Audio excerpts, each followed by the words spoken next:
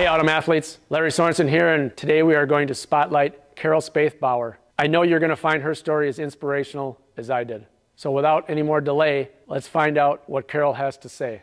Hi Carol, thank you very much for sitting down with us for a minute to let us know what makes you an Autumn Athlete that's not done yet. So we're going to dive right in, and why don't you give us your bio basics? Well, I have been active all my life. I mean, I grew up on a farm, so you're always moving. I love to run because introduced to that in high school. Did that most of my life, and then in 2013 I got a cancer diagnosis, and that kind of changed things. So it was metastatic melanoma, stage 3B, and I mean, that's frightening, obviously, but then throughout the process of my therapy and my immunotherapy and everything, I had a lot of injuries, and I don't know if they were necessarily because of that, but probably complicated by the immunotherapy that I was going through, because it caused a lot of inflammation and everything. So I learned that I had to be strong. And I went through something called Beat Cancer Boot Camp through Pro Health. And that was led by my physical therapist. And first class ever I did, it was group exercise. Ever participated. Okay. I'm in it, and I'm thinking, this is kind of cool. It'd be kind of fun to be up there leading. I don't even know what made me think that. I have no clue. But then later on, the physical therapist said, would you like to, we need another instructor, would you like to lead? Sure. So I'm the type of person, if I'm going to do something, I have to feel competent. So I got my certification for group exercise and started teaching there. I was a journalist at the time, and look, you know, well, I'm going to tell the true story, is I got angry at my editor, and I applied here at the Y. Okay. And I started as a part-time as a group exercise instructor here, and doors just kept opening. It was after I started as a group exercise instructor, then the door opened for a Livestrong coach. As a cancer survivor, I knew that I had to be part of that, and I took that on. I honestly was afraid they wouldn't hire me because my schedule was so busy, but they must have wanted me bad enough that they hired me. And then after that, I just kept adding more things here with the goal to, at some point, leave journalism and come here. I didn't know what capacity, but all of a sudden, a couple of years later, a group exercise coordinator position opened. I was still working full-time, still coaching robotics, still doing a whole lot of other things, but I really wanted that position because I knew if I didn't take it, it probably wouldn't come back when I wanted it. Right. So I took that, and I was literally burning candles at both ends, and then they offered me more hours. Then I was burning the candle even further, and I finally came to the breaking point where I just couldn't do it. I had to retire from one. And I mean, and part of what pushed me into retirement is I have stenosis in my back. I cannot sit for extended periods of time. Okay. So to sit 8 hours at a desk, even trying to stand, to write a story, to get on deadline, was extremely painful. And that's when I decided I need to leave. Came here to the Y part-time, and then COVID came, and that shut it all down. And before they got my replacement at the newspaper, they called me back here. And I'm working like probably 70 hours a week. Oh, wow. And I'm going, I need an end date for the paper. You've got to find somebody. I need to get out. Sure. And so then I finally retired from there. During COVID, I was trying to get certified as a personal trainer. My test got canceled 3 times because of COVID. And finally, it went remote, became certified as a personal trainer. Fast forward a little bit more. Full-time position was offered to me, and now I'm in personal training. I'm the fitness specialist here at the Y.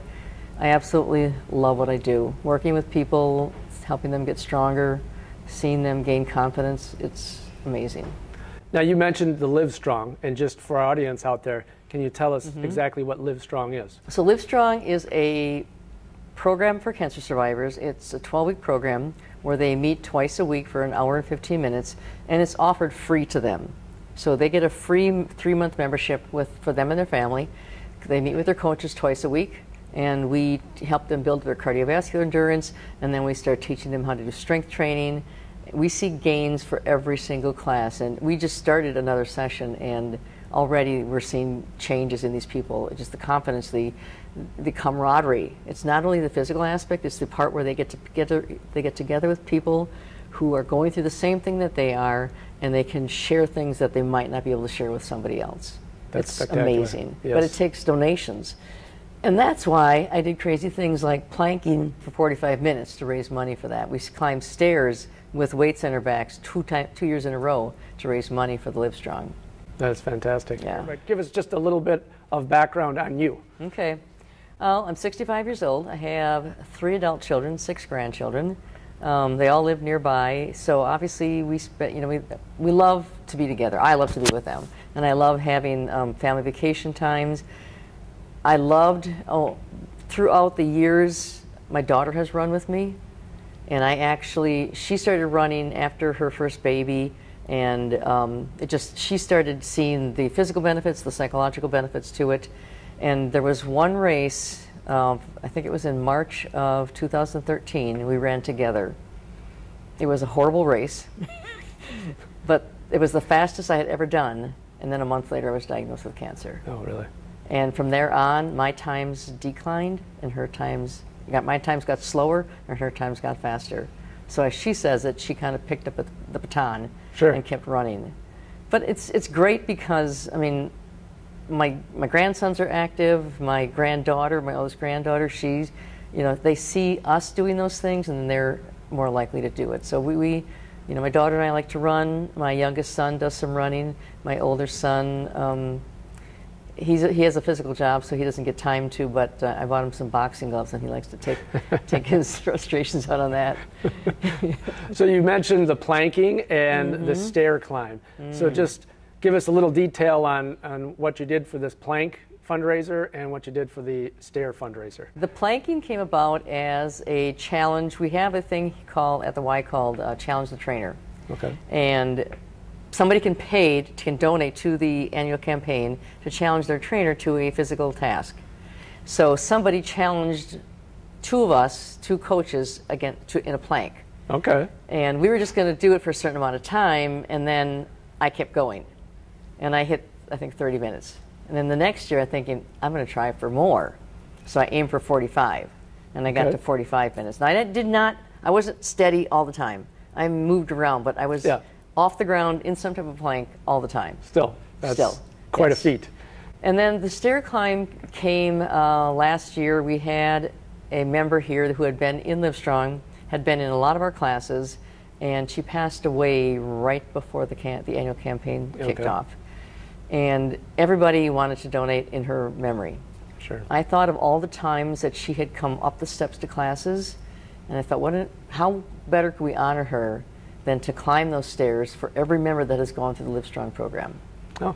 And, they just climbed, so we threw some weights in our backs because obviously we had to make it more challenging. Right. Now when I looked at it this year, I look at that as that we're carrying the weight of what they have to deal with for cancer. Yes. So we're kind of carrying that up the stairs. So every time we do this, we add on the last graduating class. Okay. And we have to do that many more flights. So how many flights did you do this year?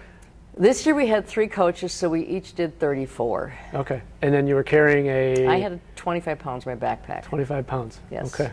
Awesome. They had sandbags, but we didn't have 2 20s, and I didn't want to carry a 30, so I went with 25. Gotcha. Okay. Yes. So tell us a little bit about your fitness regimen now.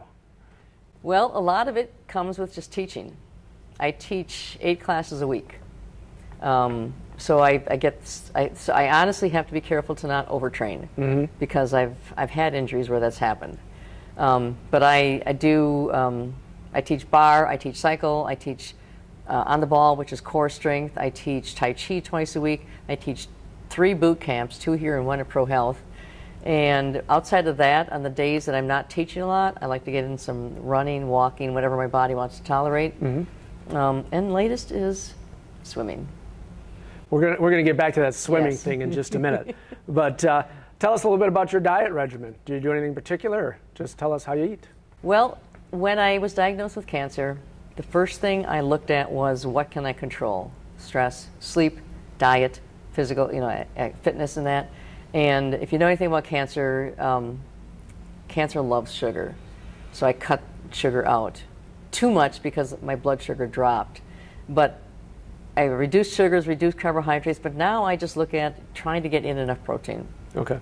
Being as physically active as I am, if I don't get the protein in, I can feel my energy sagging, and I have to make sure I get that protein in somehow. So I focus on the protein first, then maybe the fibers, the vegetables, lots of water, some fruits in there. So you just mentioned something about swimming. So I'm going to kind of combine some of my questions here. I usually ask people what's their goal for 2023 or 2024. So I'm going to combine that with what are you chasing right now. So tell us a little bit about this swimming thing and where you're going with that. Well, I'm going to back up a little bit because you talk about goals. When I was cancer-free for 5 years, I ran a marathon. It was the first marathon I had done, and the last. So I did a marathon, and then I come up to 10 years, and I hadn't really thought about it. And one of the other Livestrong coaches was telling us how she had been in Team Phoenix, which is put on by Aurora. It's sponsored by Aurora, and it leads female cancer survivors through training to a sprint triathlon. Okay. Sounded interesting. I had seen it before, and I thought that'd be really cool, but I can't swim. And then she talked about it, and she talked about how exciting it was. And in my bucket list, I always thought I need to conquer the swimming. I need to get comfortable in the water. And I thought, okay, 10 years. What a better way to mark 10 years than by doing something like that. Absolutely. So I got personal swimming lessons. I'm practicing every week. Training starts in a couple weeks. 65 years old, never swam, learning how to swim. I would say that's definitely an automathlete that's not done yet. I like it. So it's time for some lightning round questions here. All right. You ready for this? What's your favorite exercise? Any type of planking. Okay. How about what is your favorite cheat meal or dessert? I'd probably say pizza for a cheat meal. Dessert, I don't really have any Not desserts so much anymore, right? No. Okay. What would you have done differently regarding your health and fitness? Use sunscreen. Yeah, absolutely. How do you stay motivated? I look at how I will feel better after I exercise. I love the way it makes me feel mentally, physically. I remember that if I don't stay strong, aging is going to get harder. And if I don't stay strong, I don't want cancer to catch me. Absolutely. All right, and lastly, everyone's favorite question, what is your secret sauce to health and fitness? Listening to your body, really. Okay. Just, I've had so many injuries, and I have learned to listen to my body. Sometimes I'm still stupid about it, but Are we all? Yeah, just listen to your body and don't give up. I tell my classes this all the time. Just don't think about age. You're never too old to try something. Don't worry about trying to push yourself. Your body will let you know if you can't do it. Exactly. Don't give up. That's outstanding advice. Carol, I can't thank you enough for sharing this time with us. I want to give you the floor to kind of give us any last final thoughts that you'd like to share regarding your health or fitness or anything else for that matter. Well, basically, cancer changes your life just like that. And that can happen to anybody. We've all experienced it with COVID. So it's really not so, life can change in an instant, but it's what you do with that that really makes the difference. Excellent. Well, there you have it, folks. Carol Speath-Bauer. She is definitely an automathlete that is not done yet. Thanks again, Carol. I appreciate it so much. Thank you. Again, another great story from another inspirational person leading a health and fitness lifestyle, continuing to move, set goals, and train hard to achieve them. We wish Carol the best of luck in her triathlon endeavor this coming fall. Thanks again for watching, everybody. Remember to like, subscribe, ding that bell for notifications. And remember, we are all automathletes that are not done yet. Thanks. We'll see you soon.